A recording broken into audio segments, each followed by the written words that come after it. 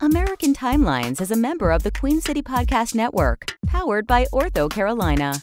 Find out more at queencitypodcastnetwork.com. So now I'm obsessed with time. Come on, tell me about the time. Had it all in my hand tonight. Had the time of my life. When the words all come down like blues on Tuesday. Welcome to another episode of American Timelines. I'm Amy and that's Joe. Yes, and I'm not allowed to say fake names anymore. No, we banned you from the fake names. And this is another podcast. Episode 125. Yeah, I can't believe Episode that. 2, Season 5. This is 1950 we're diving in. And you know, my son had a first of all, Oh, boy. let's introduce our guest. We have a guest. We're doing guests now. Our second real guest. Yes, the owner and creator of Happy Donkey Pottery on Etsy, Jessica McCartney. Hello. Jessica McCartney. Thanks for being here, Jessica McCartney. Sure, anytime. And I just want to say, I only wish I could be there with shirtless Joe. Yes. I know. Yeah, now you've given it away to the listeners. I am shirtless because I got sweaty setting up our new podcast studio in the garage. I just want to say that the stuff that you make, Jess, is so adorable. We Oh got, my gosh, thank you. a candle holder, but we actually use it in the kitchen. We put like change in there, and Sometimes I put my balls in it. well, Oh, we good, don't need good. to. Oh, we don't want to tell them. Yeah. Yeah, but with the holidays coming and everything, it's called Happy Donkey Pottery, and it's on Etsy. You can get it out there, and it's adorable. There's a lot of candle holders and mugs and these little chickens that are about the Characters. cutest things. I have a question about Etsy. Do you have to be a member to use No. Etsy? No, you can be a You guest. don't have to sign up for a... Yeah, it's like You can eBay. just be Joe. So anybody can buy something off Yes. of Etsy. Yep. Yeah, Okay. Awesome. stop So, by. Etsy, stop by the Happy Donkey Studio. Happy Donkey And Pottery. If you Google Happy Donkey Pottery, you'll find it anyway, right? Yes. Yes, for sure. Yes. So you don't have to be a member. You don't have to sign up Nope. for any kind of We went through that. thing. Yeah. You don't have to Anyway, buy stock check it in out. the company, none of that. Although you can, right? We can just donate. You can just give you money. Yeah, probably. Sure, Somehow. anytime. Yeah, that's fine. You're Anytime is good. You're taking money, free money donations.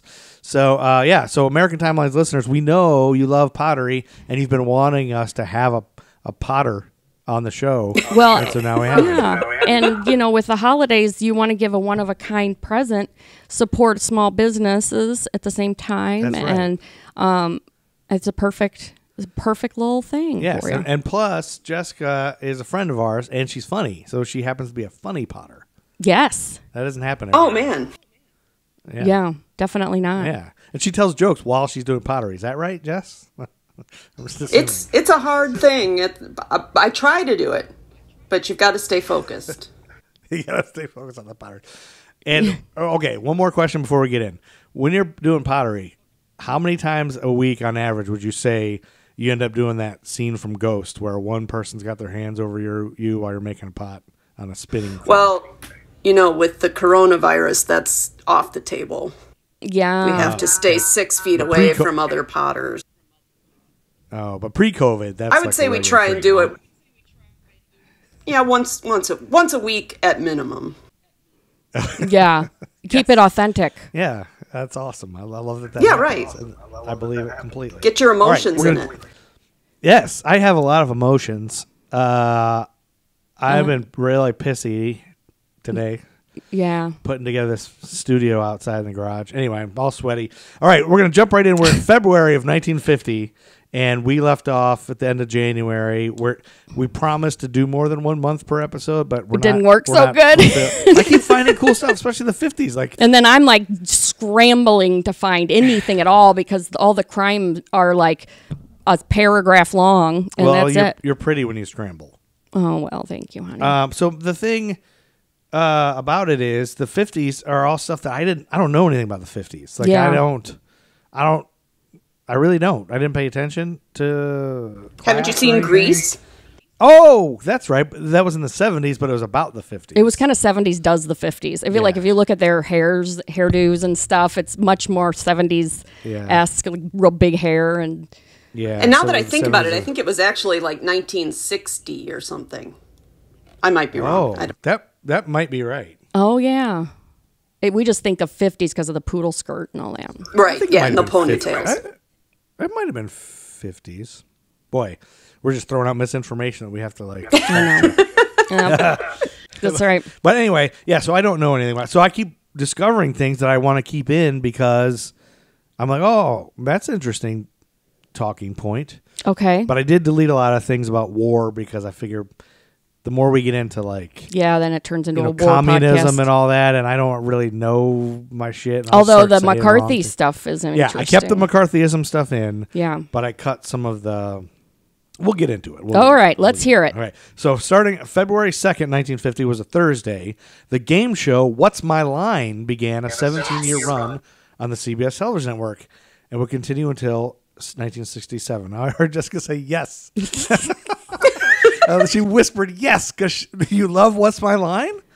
Well, I mean, I am not old enough to have watched What's My Line, but I have seen funny clips of it, and I understand it was a good, funny show. That's where people like pretended to be like you had to guess what their job was, or yeah, I think Well, the most famous one I've seen from this, and gosh, I hope I'm right about this. It wasn't a different show. I think it was What's My Line, and you can still see this on YouTube. It was in the 50s. They're a really old man. He looked like he was 150, and he could barely see or talk or anything. And they had to guess what he was. And he had witnessed Abraham Lincoln being shot at the Ford Theater. What? He was 100. He was 5 years old or 4 years old at the Ford Theater when Lincoln got shot. Oh my God! And so in the 50s, he was like 100 million, and he was like, "I shot it," And it was, to me, that like really made it like, oh my God, it is all one reality and not so far. Who brings a 5-year-old to a live theater performance? Yeah, really, those people drive me nuts. Well, in 1860s, I'm pretty sure it was different. Yeah, that's right. Well, look, and he witnessed a murder. Yeah, he witnessed the murder of a president. That's right. That's what happens. Yeah, but that guy seemed pretty well adjusted. Anyway, What's My Line was a panel game show that originally ran in the U.S. on CBS. I already said that part. It was originally in black and white and later in color.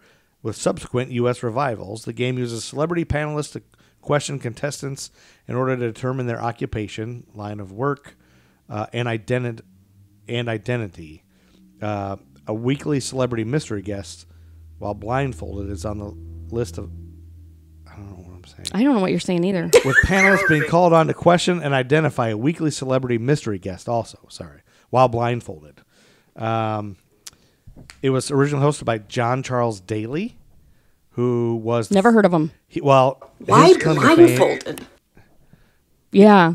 Well, I guess then they couldn't get any visual clues. Yeah, I mean, it was celebrities in that time, you would know them. In World War II, John Daly was the first national correspondent to report the attack on Pearl Harbor. Whoa. Oh. And he also was the first to report the death of Franklin D. Roosevelt. Wow. And he hosted What's My Line? So like quite an illustrious career. Yeah. And the regular panelists... What are you most proud of? Yeah. Oh, it's the What's My Line? The regular panelists on that show, do Yeah. you know any of them? Anybody? Dorothy Kilgallen. Oh, she was murdered. Yeah, she was murdered, and we covered her murder on American Timelines. Yes, we did. That's right. She's murdered in the 60s. She was murdered later in the 60s. She was a regular panelist on this, along with Arlene Francis and Bennett Cerf. Oh, my fave. Yeah. Ever heard of him? Oh, he Bennett was the co-founder. Cerf. Bennett Cerf was the co-founder of Random House. So what? Why would they pick that person? Well, I don't think he had co-founded it yet. He was a guy that told puns. At the time, he was a punster. In the 50s, you could have an entire career by just telling puns. Telling puns, yes. Wow. Yeah, the humor in the 50s was probably not quite as sophisticated. Anyway, it won 3 Emmy Awards in the 50s and won Golden Globes and all that. What's next? And then the very next day, February 3rd, 1950, American actress Patsy Ann McClenny was born in Dallas, known to you all as Morgan Fairchild. Whoa! Why are we talking about that? Boom! Everybody wants to know when Morgan Fairchild was born. What was her real name? I can't repeat it. Sorry. Patsy what? Patsy Ann McClenny. Yeah, she should have changed that. Morgan Fairchild. Yeah. Morgan. Do you remember her happened to blue her? eyeliner? Yes. I thought she was hot. No? Am I wrong? Remember when John Lovitz would always say, Yeah. Morgan Fairchild. Yeah. Yeah. He's the pathological liar. I had sex with Morgan Fairchild. Okay, We're going to jump to February 8th, 1950, which is a Wednesday. Oh, I'm sweating profusely over here. Oh, my God. Do you have a medical condition? February 8th, 1950, in 1949. Now, this date is famous, but before this, businessman Frank McNamara forgot his wallet while dining out at a New York City restaurant. This is newsworthy. It is. Trust me. You got to come along with me. It was an embarrassment. He resolved never to face again. Luckily, his wife rescued him and paid the tab at that point. But in February of 1950, McNamara returned to the same restaurant, Major's Cabin Grill, with his partner Ralph Schneider. When the bill arrived, McNamara paid with a small cardboard card known today as the Diners Club card. Oh! Okay. This event was hailed as the first supper, paving the way for the world's first multi-purpose charge card. Oh. There was never a credit card before this, and it was made of cardboard. So the Diners Club was the first charge card? Yeah. McNamara and Schneider persuaded 14 New York City restaurants to accept the Diners Club card rather than cash. It was made of cardboard. The 200 Diners Club members who had cards would be billed each month by the club, which would pay the participating restaurants for the debt incurred. Oh, say. That was the very first use of a credit card. God, can you imagine That had to be a hard living sell. before? Yeah. Really? Yeah. Yeah, and I mean 14 diners, they had them convinced to do it. Can you imagine living before credit cards, though? Nope. Oh, my God. No. You had to pay cash, right? Well, or check. You'd write a check, but Can I write a check for that? you have to have the money. Oh, God. You have to have the money. Oh, yeah. Yep. Right now, I put everything on credit card. And my kids will be saddled with the debt.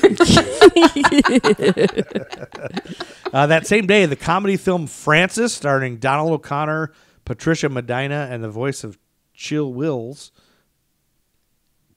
premiered in New Orleans. Wait, Francis the Talking Mule? Yeah, that's what I was going to say. Launching the Francis the Talking Mule film series, which would consist of 7 films through 1956. I used to love those movies when I was little. Really?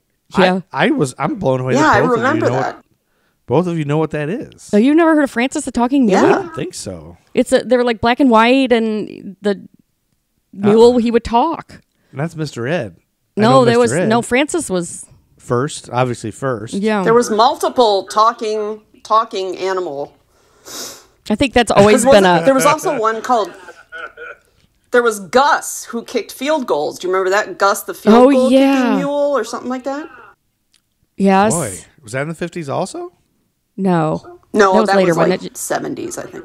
We might need to just launch a whole separate podcast About talking animals. talking in animal movies. shows. Yeah, that's a good idea. That'll be on our future podcast, Talking Animals, with a bunch Through of the jokes. years. Through the years. And then on Thursday, February 9th, 1950, in a speech to the Ohio County Republican Women's Club at the McClure Hotel in Wheeling, West Virginia, U.S. Senator Joseph McCarthy opened the era of McCartheyism as he told listeners that communists had infiltrated the U.S. State Department. Underscoring his point, I can't believe he started this at the Women's Club.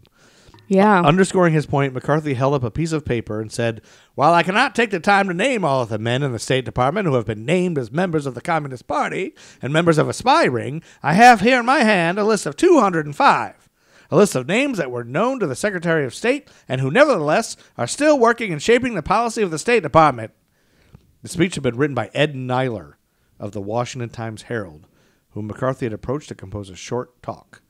Nyler had a list obtained from the congressional staffer Robert Lee of 57 State Department employees who were still being investigated by the House Appropriations Committee as possible security risks. I don't know enough about that whole. I want to learn more about that whole. Like, what did it stem from? Yeah. Well, at the time, at least from what I understand, I know that our big enemies were right the Cold War and Russia and China, and they were socialist. They were communists. And so it was basically their goal was communism take over the world, at least according to the U.S. Maybe that's fear tactics. I don't know. And so the idea was that these are traitors, kind of like you're going with that whole thing. Right. But I just wonder what sparked the whole thing for him. Like what? I wonder if it stemmed from World War II, like the end of that, because Russia was still around and. Yeah, maybe. Yeah. Were they the Soviet Union yet? Oh boy. There's no way to ever know. There's no way to find out. Nope, there's no. We'll never know. We should have a historian on here. And I'm just glad this will never happen again. Yes. Yeah, it'll never. Nothing like this will ever happen. We've learned our lessons in history, haven't we? Yeah, I have no idea, but I wonder if certainly it's like today, people think like, hey, maybe we should help the poor. You communist. Mm-hmm. Yeah, right. And then February 10th was a Friday. Mark Spitz was born. Hey. And then February 11th, 1950. I just think I got that picture in my head of him in that Speedo with all those gold medallions on. Yep. Yep. You know where he was born? You want to guess where he was born? No, I don't want to guess. Jessica, you want to guess what town in California Mark Spitz was born in? No. Modesto. He's born in Modesto. All right. Yeah, Modesto, y'all. Shout out to Modesto, California. If you're in Modesto, California, listening to History for Jerks American Timelines, tweet us at History for Jerks. Nobody's ever tweeted us. Nobody's ever tweeted us. All right. From Modesto or anywhere? Oh, I think from anywhere. Like the only people that ever tweet us are like women with large breasts that want to be friends with us for some reason. Yeah. They're like want us to show, or they want to show us their boobs. All right. For in exchange for a credit card. And then the other people that always message us are podcast marketing people. Like I can market your podcast, and I can get you 10,000 listeners, and I look and they have 3 followers. Like you can't even get yourself followers. Yeah, but you're gonna get me. I'm gonna pay you. I don't get it. Yeah. Okay. Author Kurt Vonnegut was published for the first time as his story "Report on the Barnhouse Effect" appeared in Collier's magazine. I love Kurt Vonnegut. So, but I've never read that. Are you guys both Kurt Vonnegut fans? I mean, I just remember reading some of his stuff, and he was really smart, and he had a lot of there was a lot of social commentary in what he wrote. Yeah. Jessica, are you? I'm not. Kurt Vonnegut? I mean, no. Have you kind of like Amy. I remember reading in school and stuff and finding it interesting, but I'm not like a learned scholar. Right. Oh, yeah, definitely not. Yeah. So I'm a dumb guy who doesn't ever read and never has. Yeah. I mean, a little bit. Like I read A Prayer for Owen Meany because I think actually Brian and Jessica. Yeah. Jessica's husband is Brian, who is a beautiful man that I have hugged while he was peeing in a urinal. Mm-hmm. They recommended that, and I read it, and I think that's the only book that I can remember as an adult ever reading that I read and loved and was like, yes, reading is great. I should read more, and then I never did. But I looked up the description of this book, and I think I might start reading because this is number one. It's a short story. Oh, that's good for you. It's not going to take all day. Right. I get sleepy when I read. I don't know if it's some disconnect between my brain. ADD.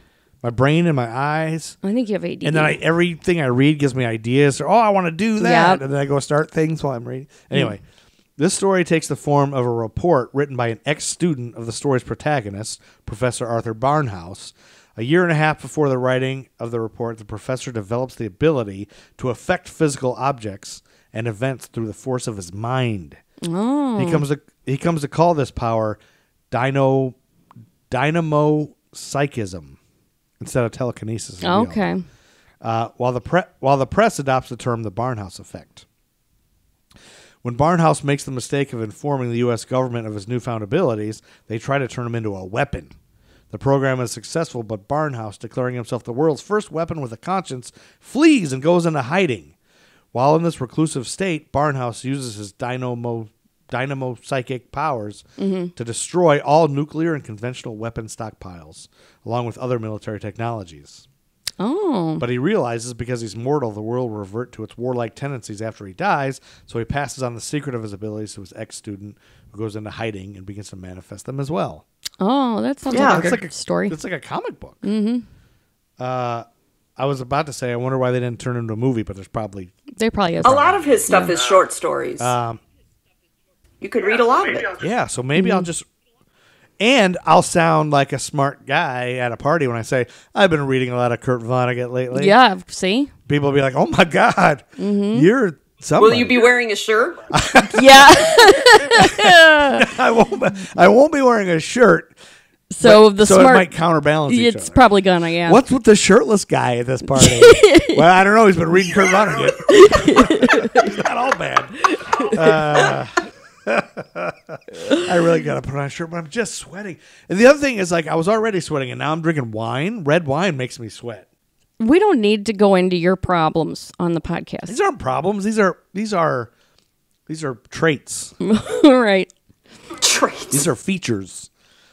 That same day, now I promised to take out music because, Jessica, we discovered we can't play any music at all because we'll get sued and killed and all that.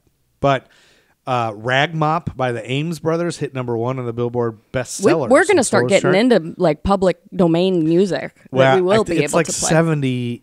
Oh shit! It is 70 years. It's 75 years, I think. Whatever it is, I don't know. But Do you know that I know the song Rag Mop? you do know You this do? song? RAGGMOPP Rag Mop. Yes, I looked it up just to kind of see what it was, and boy, Yeah. it is white 50s. Oh, I it bet. is so. I mean, if you look this up, like you can't help. I mean, we're really getting to a different time. Yes. like it's a different. It's like dimension. caveman. It's like I don't Yeah. know. My grandparents were We're dating, Yeah. like getting married at this time. I don't know. It's just they were in a different world. Yes. it was a different world. That's why they were both crazy, probably. Yeah, because they were in the 50s. Like not all people. They had some other issues.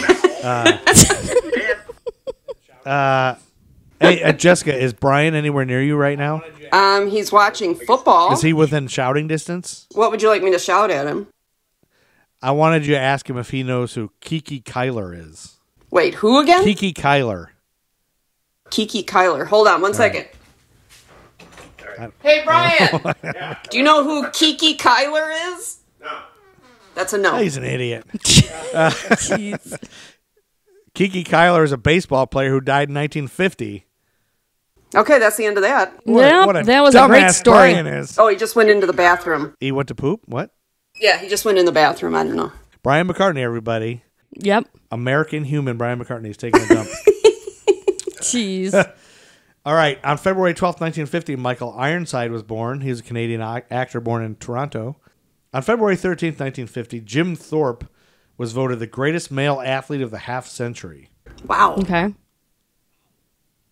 He got first place by 252 of 339 votes, well ahead of Babe Ruth and Jack Dempsey. Really? So I didn't know who Jim Thorpe was. I've heard the name. Are you Yeah, guys I've heard familiar? that name. Wasn't but he- I don't You guys know what? He was in multiple sports, wasn't he?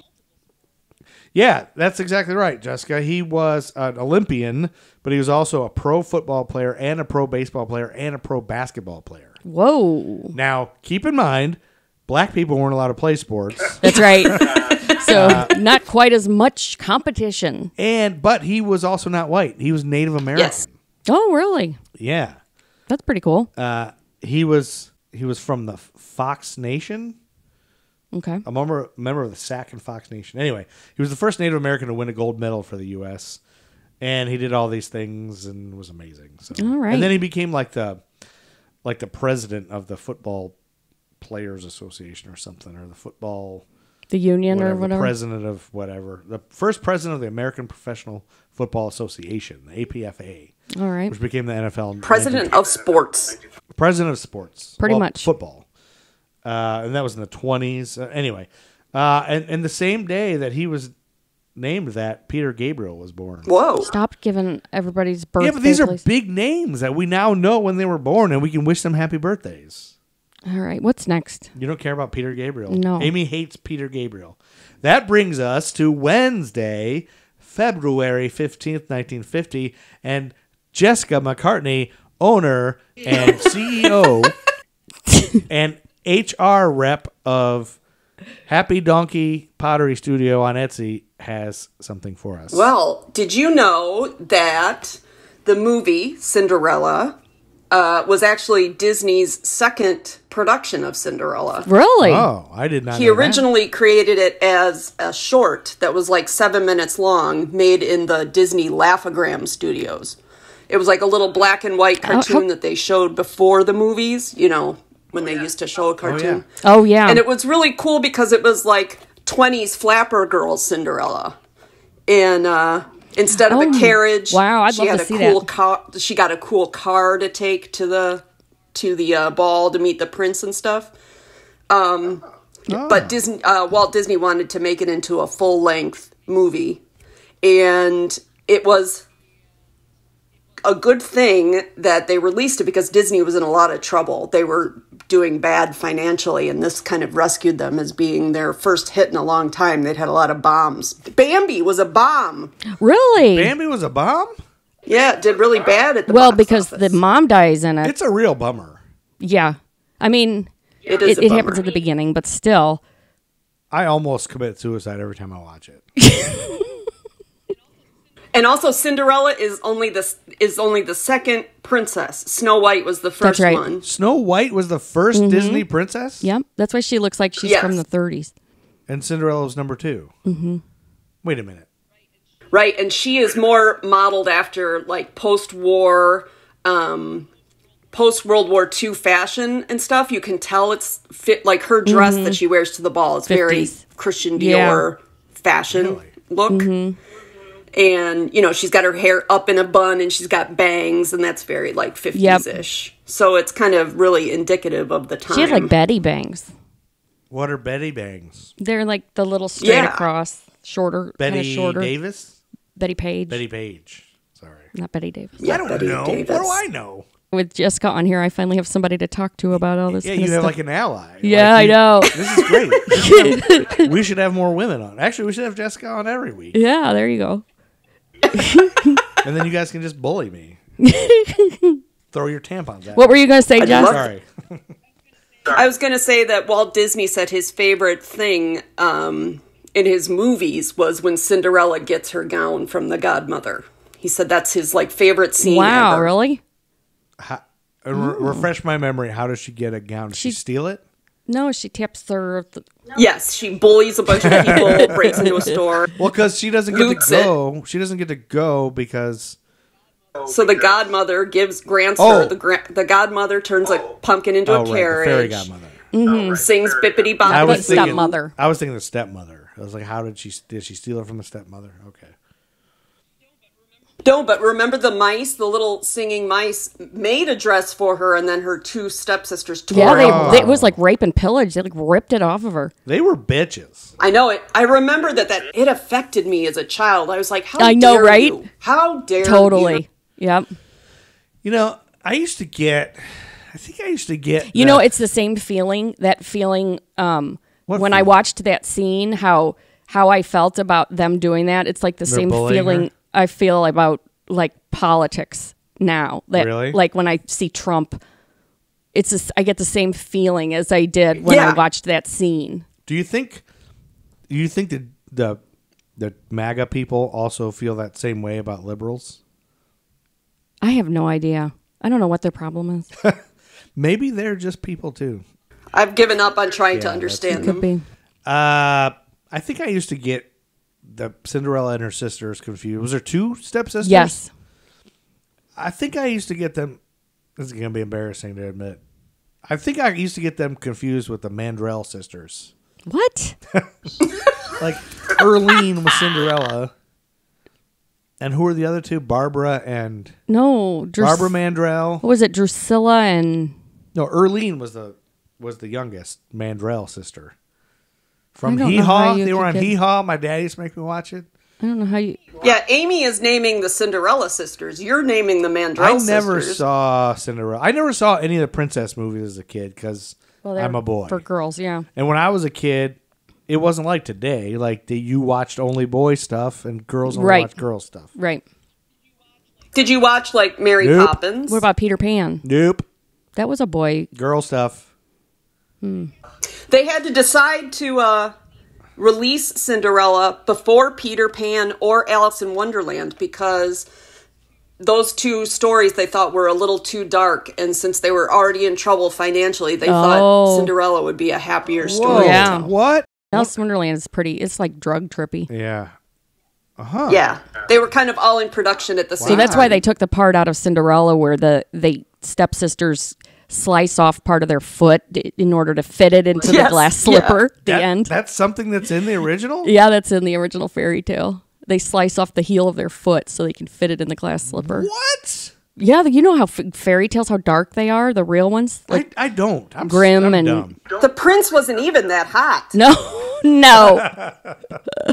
I mean, really. I have 100 questions now. So is there like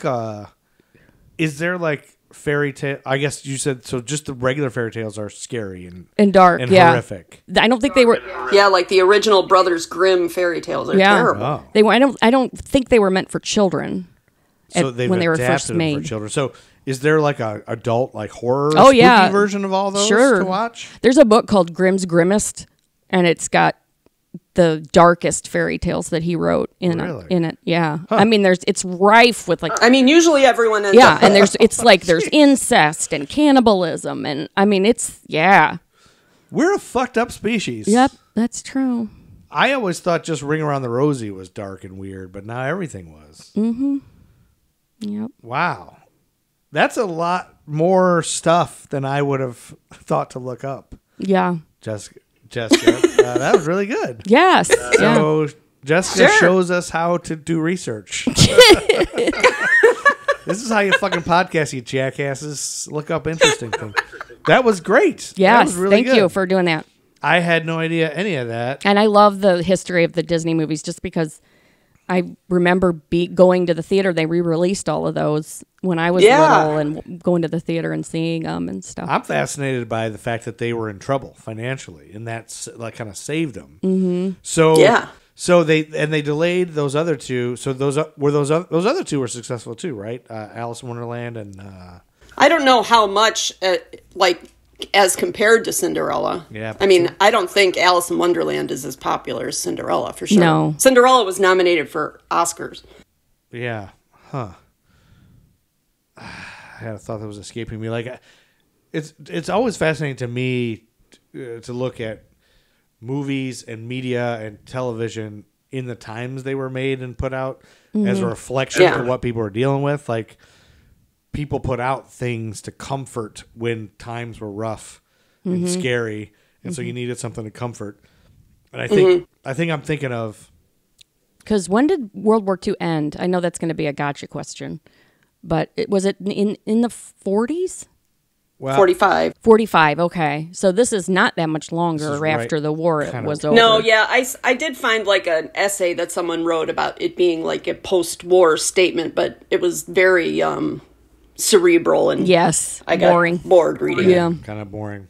Well, I just feel like I recently had someone tell me, a friend said his daughter was binge watching the same series of some television show over and over, the same series. Like, she watched it already. That's like 4 seasons or whatever.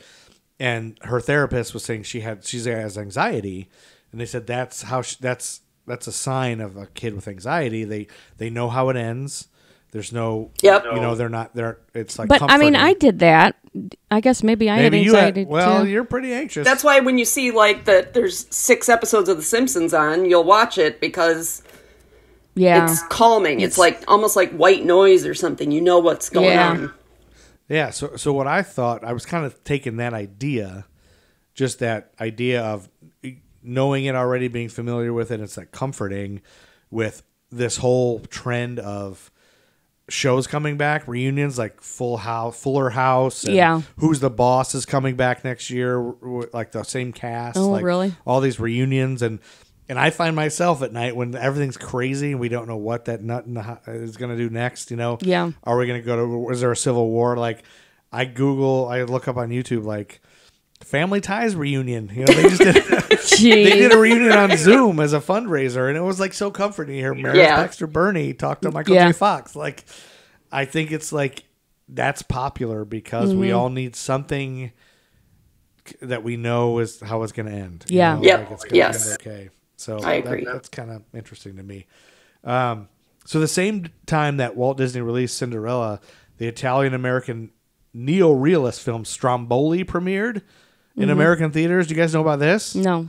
It was accompanied by a great deal of controversy because there was an extramarital affair between director Roberto Rossellini and star Ingrid Bergman during the film's production. Is it one of Rossellini's parents? Yes. Now I know that. Yeah, so that was all I know is that I didn't look up any more because I assumed you guys would be Stromboli, blah blah blah. Nope. I like to eat Stromboli. I'm hungry for some Stromboli. All right, I have a horrific thing next. Okay. The last episode, Jessica, we talked about a horrible fire in a mental institution where all these old women died. These old women who we're not sure if they should have been in a mental institution. Yeah, right. Burned to death. And I at the end of it, I was like, I'm not sure why we're talking about this, other than it was just horrifying and it was an event. So this one's kind of like that. And Jessica, you are from upstate New York, correct? Yes, Rochester. Yes. So you may know about this. This might be something you've heard of. Now, you weren't born yet, but maybe your parents like sat you down and were like, this is the worst. February 17th, 1950 was a Friday, and it was the worst railroad accident in the New York metropolitan area at the time. 29 commuters were killed and 105 injured in a collision of two Long Island Railroad trains. Oh. At 10:38 p.m., eastbound train number 78 ran through a red light signal and crashed head-on to the westbound train number 175 at Rockville Center. What the heck? Do you know where that is? Rockville Center, Jessica? Is that a common? Yeah, that's pretty close to New York City. I'm up close. I lived up near the lake. That's not in New York City. Okay, together the two trains carried about 1,000 passengers, and they were ripped down the center of the cars. Oh, God. Oh, my God. Eastbound Babylon-bound train number 78, driven by Jacob Kiefer, consisted of 12 cars carrying about 800 passengers. It left Pennsylvania Station at 10:03 p.m.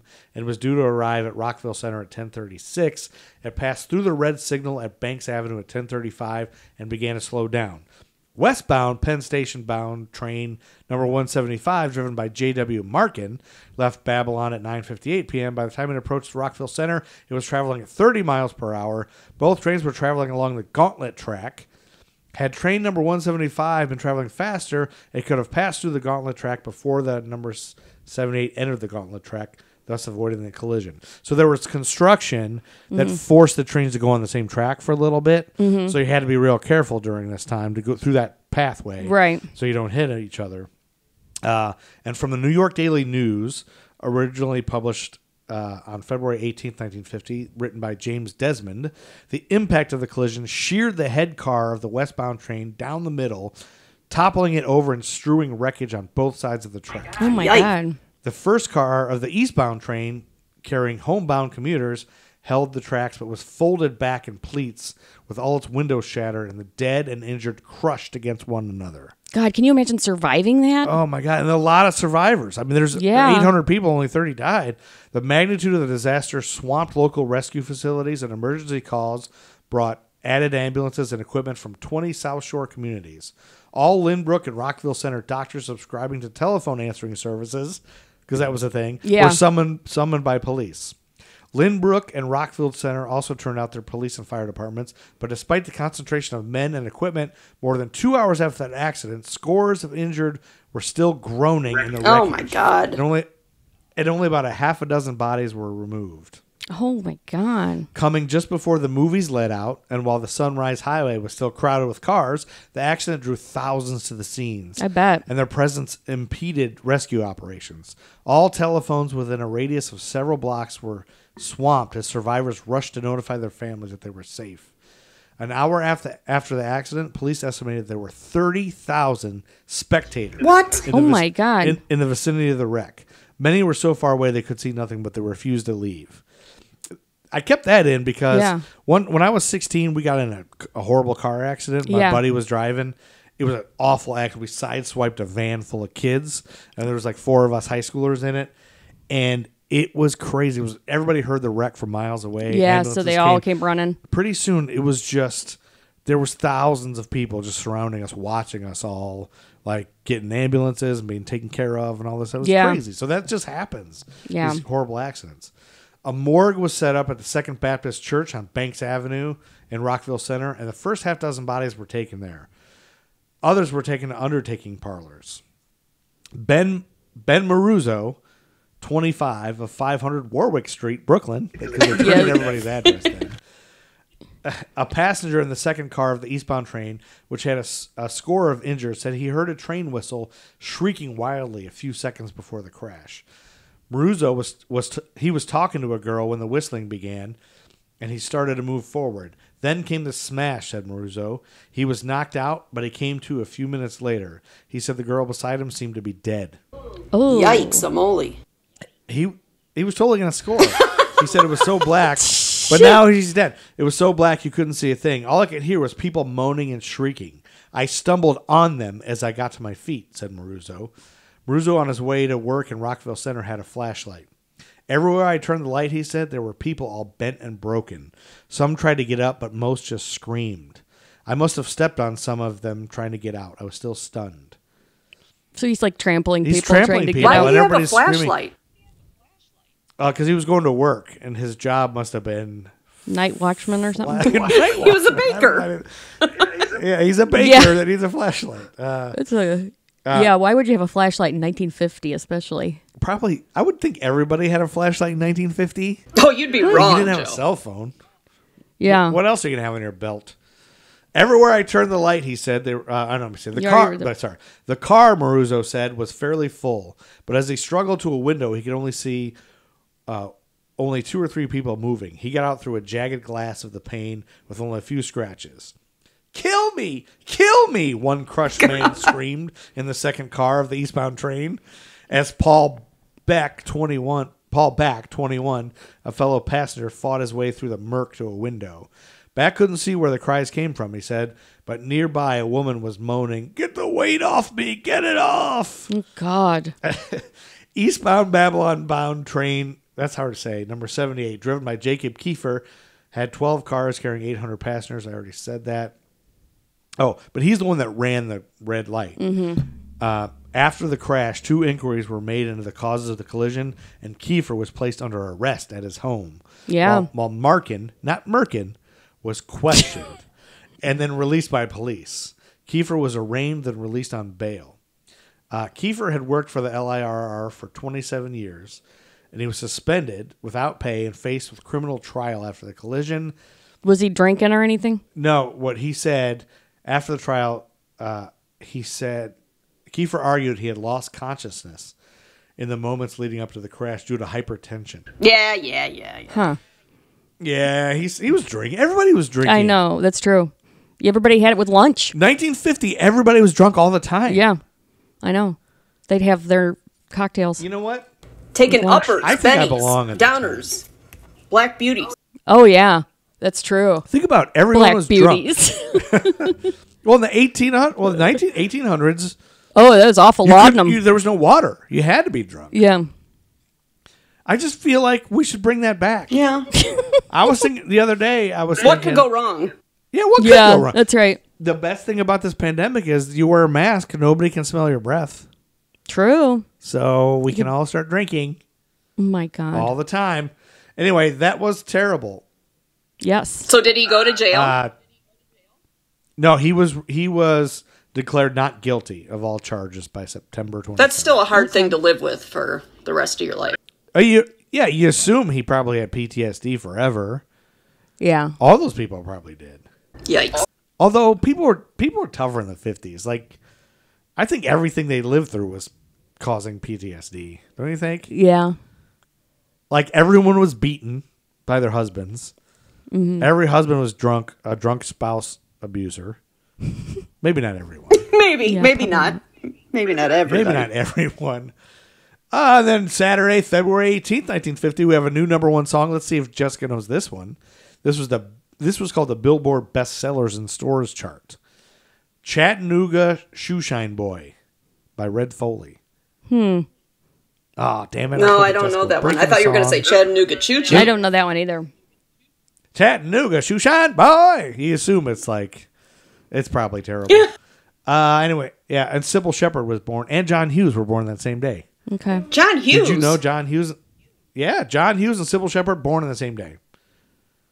And the same age. No. I'll bet neither one of you can guess where either one of them was born. Stop it. You don't want to guess what town Modesto. they were born in? No. Modesto.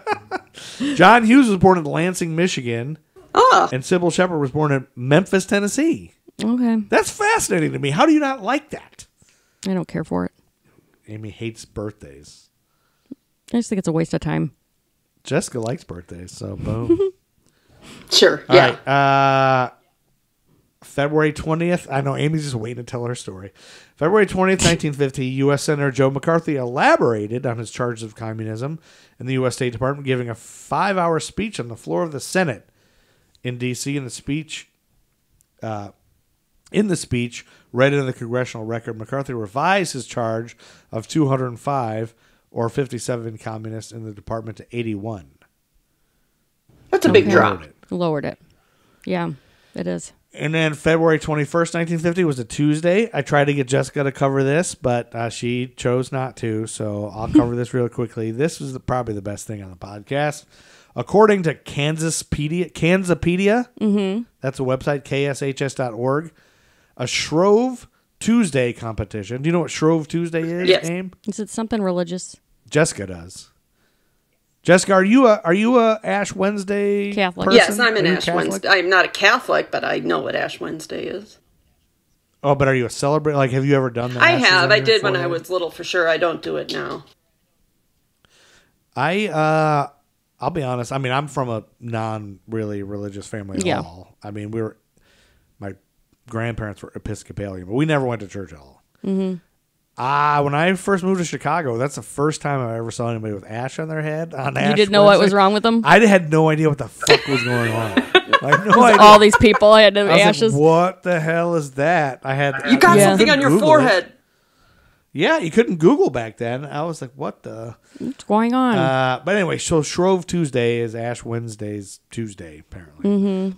And so there was a competition that began on Shrove Tuesday on February 21st, 1950. It began between the people in Liberal, Kansas and Olney, Buckinghamshire, England, creating International Pancake Day.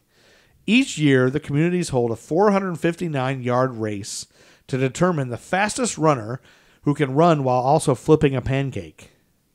I can see why Jessica didn't want to cover this story. Typically, the fastest runner completes the course in just under 1 minute. Whoa. No, Wait, a minute? Yeah, So That's not right. Can you run 400 yards in a minute even without a pancake? Wait, 400 I yards. can't. Yes, that's 4 football fields. That's 4 football fields in a minute? That's pretty. Some people are in shape. That's going down. Yeah, that's crazy. Also, while flipping a pancake, commemorated elsewhere as Mardi Gras, Pancake Day, Fat Tuesday, and Carnival. Shrove Tuesday is the day before Ash Wednesday, the first day of Lent, blah, blah, blah. Observers of Lent traditionally quit eating richer foods. We all know that. The Olney tradition dates to around 1445. Legend holds that a woman in Olney was making pancakes when the church bells began ringing to announce the service. So carrying her frying pan and wearing an apron, she raced to arrive at church on time with her pancake. Oh, that's pan. a bunch of baloney, I bet. In 1445, you don't think that happened? That probably happened regularly. Why is she bringing a pancake to church? I know, that's right. My question was. Probably then, they probably burned you at the stake if you didn't get to church on time. In the 1400s? Did you see You that? can put your pan down. Yeah, really. Maybe not. Did you see that the K-pop fans took the hashtag Million MAGA March and flooded it with just pictures of pancakes? Yes, I saw that. That was Like, awesome. it's unusual. It's unusable. If you look at Million MAGA March on Twitter, For real? it's all it is pictures of pancakes. I love that K-pop I thing. know. The K-pop. Because it's always something like that. Yeah, Like it's they ruined something else of his Trump rally. Oh, my God. Who would have thought K-pop would save democracy? You know what? That's about it. I don't really have anything else on this pancake thing, but every year the people in Kansas contacted the people in England to like, hey, let's celebrate this together, and they do a race on the same day. All right. And they have awards and the church service and all this. And then Wednesday, February 22nd, Julius Erving was born. Oh. Dr. J in Roosevelt, New York. Where's Roosevelt, New York? Do you know, Jess? I don't. Ah, come on! You're from upstate New York. You're supposed to know every city. Oh, boy. I'm in trouble. I I know. don't know where that is. All right, Putting her on the spot. all right. We're almost to yours, Aim. February 25th was a Saturday, 1950. NBC premiered a 90-minute comedy variety show that was telecast live every Saturday night with a different guest host each week and a regular cast of comedians. The program, originally called Saturday Night Review, was soon called Your Show of Shows. It usually featured Sid Caesar and Imogene Coco. Okay. Other featured performers were Carl Reiner, Howard Morris, Bill Hayes, baritone singer Jack Russell, Judy Johnson, the Hamilton Trio, and the soprano Marguerite Piazza. So that was like the precursor for the SNL. Okay. I never heard of that. And I looked up some of it on YouTube. You can watch them. It doesn't hold up. No. It doesn't hold up. I don't think it holds up. And then that brings us to Monday, February 27th, 1950. My mom's birthday. Amy has something for us on the same day that an unidentified 8-year-old boy from Letchworth Village Institution near Otisville, New York, became the first test subject for the prototype of the oral polio vaccine. I know where Letchworth is. You do know where Letchworth Village is? Yeah. If it's near the state park. It's what? I think if it's near Letchworth State Park, then I do. It might be. Do you know where Otisville is? No. Do you Yeah, do you that know sounds. who Dr. Hillary Koprowski is? Stop it. No. No, I don't. Man, Jessica knows nothing about her home. All right. All right, Amy, take it away with your rape story. All right. I'm going to. I swear. 1950 Rapes by Amy. No, it's not a rape. I'm getting drunk. All right. I'm going to talk about the murder of Garnet Ginn. Okay. Okay. Garnet Ginn is a person? Yeah, it's a woman. Oh, I love Her name was women. Garnet. She was a 33-year-old single, highly educated woman in her 7th year of teaching home economics at Portland, Indiana High School. Ooh, sounds like a winner. Now, there was not a lot of info, shall we say. So I got it from all over the place. Got Reddit, and there was a podcast called Coffee Over Crime or something, but they only covered like the first part of they didn't cover like the whole thing. I don't know. Anyway. Coffee Over Crime? Yes. So on the evening of February 27th, 1950, she attended a sorority meeting at the Jay County Country Club, which reportedly lasted until 10 p.m. Okay. And Allegedly. this was a service sorority, and it was super popular with women in the area. They ended the meeting with, they played God Be With You and Until We Meet Again, Sweetheart. And those were both apparently requested by Garnet. She wanted them to play those songs at the end. So after she failed, So, hold on. Oh, great. This sucks. You're pissing Jessica off. Oh, okay, here we are. Garnet offered to host the next meeting at her apartment before she left. Oh, okay.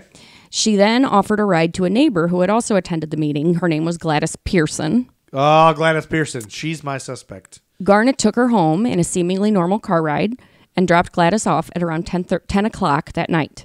Okay. A neighbor reported seeing her arrive at her garage about 10:30. She would not be seen alive again. Whoa. So her garage was a couple blocks away from her house. It was a garage she rented. Oh. So in the morning, after she failed to report to work at the school superintendent went to look for her.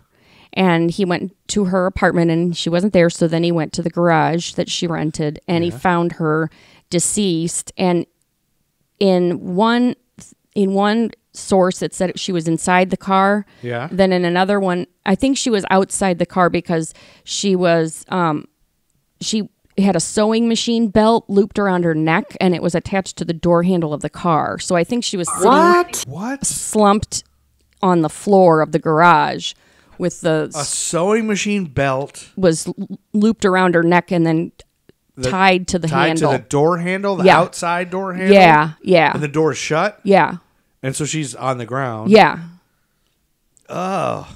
So the police in this apparently... The 5-0, you mean? Were awful. Like they destroyed the crime scene. They didn't... Yeah, I know. Isn't this shocker?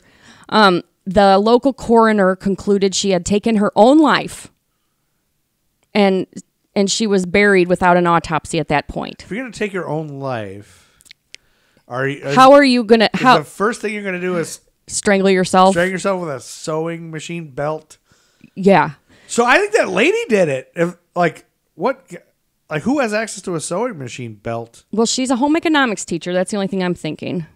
The one who's the deceased. The one that died. Yeah, so maybe she had it in her car or something. I don't know. So do we think that other lady killed her? No, I don't think. No? The police trampled the crime scene. They erased any real footprints. They overlooked blood that was along the sides of the car on both rear fenders, the roof, and the cushion of the front seat. But you don't think out of malice. You think out of incompetence. Well, we'll see. We'll get to it. Let's make sure. Some reports said she was leaning on the car outside the vehicle. Okay, I already said that. No, I don't think you said that. She was leaning on the car outside the vehicle, sitting on the floor. So her butt was on the floor, but leaning against it. Yeah, behind, probably like that. So, her parents were both educators, and they were adamant that she had no signs of depression, and they were insistent that she would not have committed suicide. Only after much insistence was her body exhumed several weeks later, and a proper autopsy was performed. A proper 1950 autopsy. Right. The medical examiner concluded that she had indeed been strangled, but most likely manually. She had also been struck 6 or 7 times on the head with a blunt object. What is manually as I opposed think with hands? With hands. Oh, with hands. I think that's what that means. Thing that's around her neck. Yeah, I think that's what that means. And then maybe they choked her and then they tied it around her. I don't know. To make it look like a suicide. Yeah. But she wasn't dragged from the car or anything. I didn't see anything that said that. Like I said, information spotty at best. Well, my question is, have you examined the evidence? No, Oh. I have not. Even after these findings, the cause of death was listed as strangulation, but was not ruled as either homicide or suicide. What? I know. What else is there? A reporter said that when she inspected the garage, she noted a deep heel print in the gravel floor about 1 foot from the left door of the car. And she said she pointed this out to Portland Chief of Police Clyde Kegerals and other police officers, but they Wait, Clyde Kegerals? Yeah. Yep. What's the thing? What's the... Kegels. Kegels, yeah, the exercise you Yes, do for vaginas. yes. All right. Named after this guy, probably. Anyway, the police, they just laughed when the reporter said she pointed it out, that they just laughed. You know what? So... This bothers me. Yeah. There was no sign of a struggle. Her clothing wasn't disturbed at all. The keys were laying on the front seat of her car with her purse, although her wallet and driver's license were missing. police searched her apartment, which was undisturbed, and there was $30 found under her pillow. And that kind of indicated $30 in 1950. It was like $750,000. No, it's probably like $500 though. Like, yeah, it probably is. Last week we discovered $87 is equal to $950. Jesus. So $37 is equal to like $400 or Could something. be, yeah. 350. I don't know. I can't do the math. Wait, so she never got home, right? Right. She never made it to the apartment. Right. From the garage. So she must have pulled in and somebody was waiting for her. But maybe she brought that lady home. Well, she dropped her off at her own house, and then she, who allegedly.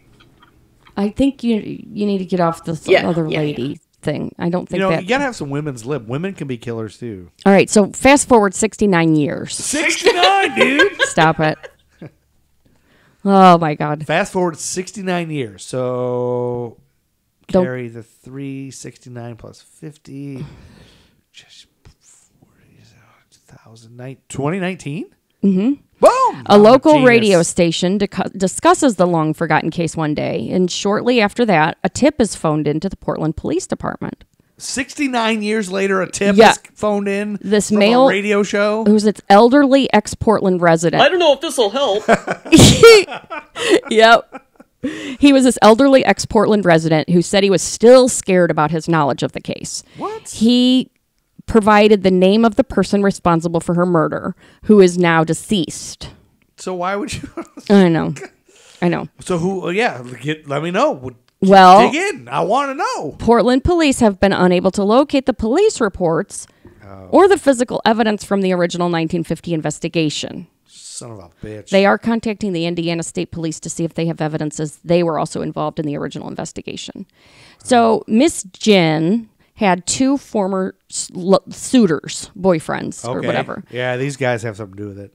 One of them was a professor at Purdue University. He was later cleared. Okay. The second suitor... Home of the Boilermakers, Purdue University. Okay. The second suitor was a Portland resident, repeatedly described in news coverage as being influential. Uh-oh. However, it's unknown in what regard, as he was not involved with the school system or in local politics. Probably not on Instagram. He dated her for some time before marrying another woman. Oh. However, he continued to try and woo the teacher, who at this point wanted nothing to do with him. Well, after he was married? Yes. Oh, he did it. Apparently, just before her death, he went so far as to surprise her in her garage, got in her vehicle, and refused to get out. A separate time? Separate time. Oh, well, that's fucking that guy. It should be noted that the garage where she kept her car was not attached to... Oh, I already said that. Anyway, he had repeatedly tried to force his attention on her, even after his wedding. There were suggestions, never substantiated, that the man's standing in the local community made the local authorities reluctant to investigate. I force my attention on you all the time, don't I? Oh, God. Yes, you do. At a minimum, the police and the coroner horrifically botched the investigation of this murder. And we already said that. I have a question. So did that guy who called in the tip, did he say it was this guy? It didn't say. Oh, it didn't say who he didn't, they didn't say who he said. I bet it was a cop. Yeah. Well, and it's pretty clear cut that the second boyfriend is the guy. Yeah. And due to his influence, there must have been some kind of cover-up. He because must be some important bigwig. Police chief. But we don't know. We don't even know who he was. Yeah, we don't even know his name. And what about the sewing machine belt? Was that already in her car and convenient, or was it symbolic of something? Was it a prop used by the murderer to paint the story of a suicide and point away from a homicide? Who knows? Oh, yeah, because a lot of people hang themselves with suicide. Right. With sewing machine belts on the car handle. Yeah. I don't get that part of it. So that's the story. That's all there is to it. That's all we got? That's all I got. It's not solved? We don't know? Nope. It's still open. It's open for us to wonder? It's open for us to solve, I guess. So that said, listeners of this podcast could give it a tip to us. Maybe. Like the local radio station. They could tweet us at History for Jerks. Nobody's going to, honey. Also, or they could, yeah. If you have news on a murder, also from like 20 years ago, call someone about it. quit being scared. That's my helpful Yeah, thing no for kidding. today. If it's any murder, Yeah. yeah, if it's any murder, even if it's not this one, just call somebody. Call your local authorities. Get some help. Get it off You'll your be fine. conscience. Get it Yeah. off your chest. Tell an adult. Yes, Yeah. Well, tell an adult. that's right. Help, I need an adult. Let me make sure I don't have anything else for February. I don't think I do. I just wanted to say nope, again that we're good. February Yeah. 27th is my mother's birthday as well. Oh, was she didn't born? know it. Was she born in 1950? She might have been. She was not. Oh, Oh, okay. my mom was. She was alive, though. My mom was born in 1951. Mine was 52. She was not the murderer. No. So your mom could be the murderer. All right. Well, this was a lot of fun. Yes. Jessica, this was fun hanging out It with was you. fun. Yay. Yeah, thanks for doing Sure. this. And, Yes. can you? Will you be making any American Timelines themed pottery? I'll look into it. I'll see what I can do. Like Pottery clocks. through the years. Clocks. But can you? Can you though? Like, can people contact you through your store to ask for custom made? Yes, things? always. And just keep in mind with pottery, it takes a couple weeks to get stuff done. But if you see stuff on the site and you'd say, oh gosh, I wish you could make that in blue Yeah. or something like that, just let me know. I can make stuff. Yeah. Awesome. Oh, that's cool. That's cool. Awesome. Anyway, yeah. So buy pottery, and you know what we should do? We should have done, Jessica. We should have thought of this. Is you should have created a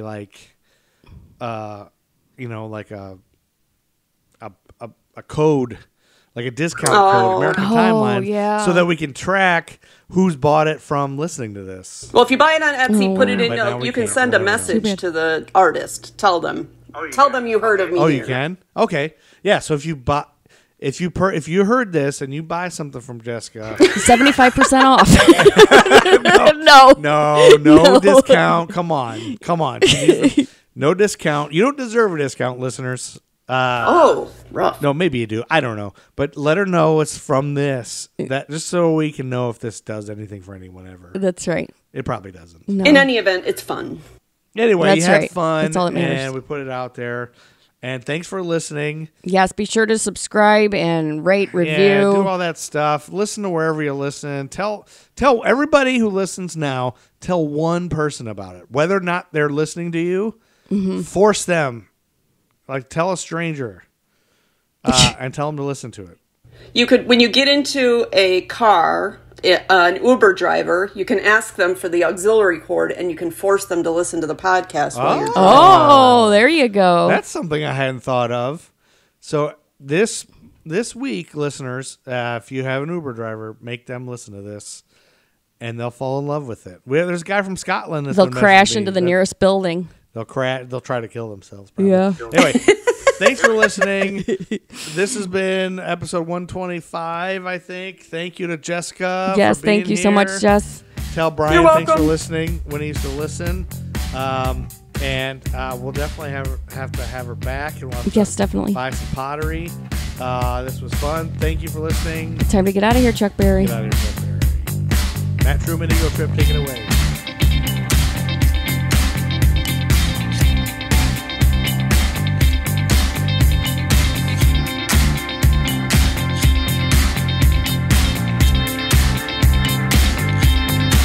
Oh, my child, it's about to get wild. Have you been down on the streets today? Say, yeah, now, baby, it's about to get crazy. Everybody's got something to say. American Timelines is a member of the Queen City Podcast Network, powered by Ortho Carolina. Find out more at queencitypodcastnetwork.com. And I'll sound like a smart guy at a party when I say, I've been reading a lot of Kurt Vonnegut lately. Yeah, see? People will be like, oh my God, you're somebody. Will you be wearing a shirt? Yeah.